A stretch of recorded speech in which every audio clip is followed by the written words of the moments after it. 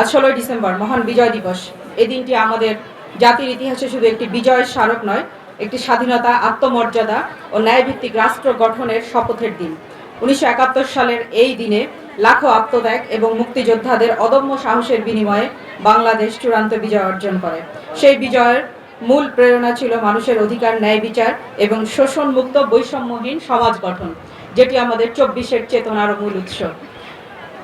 সম্মানিত উপস্থিতি, আমরা আজ এমন এক সময় মহান বিজয় দিবস উদযাপন করছি যখন জাতি একটি গুরুত্বপূর্ণ রূপান্তরের মধ্য দিয়ে সময় অতিক্রম করছে।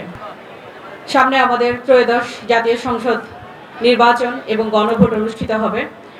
এই বিষয়ে আমরা দৃঢ় প্রতিজ্ঞ যে আমরা রাজশাহীবাসীকে, সমগ্র জাতিকে একটি সঠিক, সুন্দর এবং অংশগ্রহণমূলক নির্বাচন উপহারের বা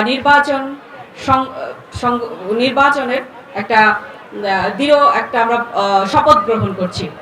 সম্মানিত উপস্থিতি, আজ আমাদের এই মহান বিজয় দিবসের প্রোগ্রামে যারা উপস্থিত হয়েছেন এবং যারা উপস্থিত হতে পারেননি এবং সামনে যারা প্যারেডে অংশগ্রহণ করেছেন এবং পর্দার আড়ালে থেকে যারা আমাদেরকে সহযোগিতা করেছেন, সকলকে আমাদের পক্ষ থেকে অসংখ্য ধন্যবাদ। আসসালামু আলাইকুম।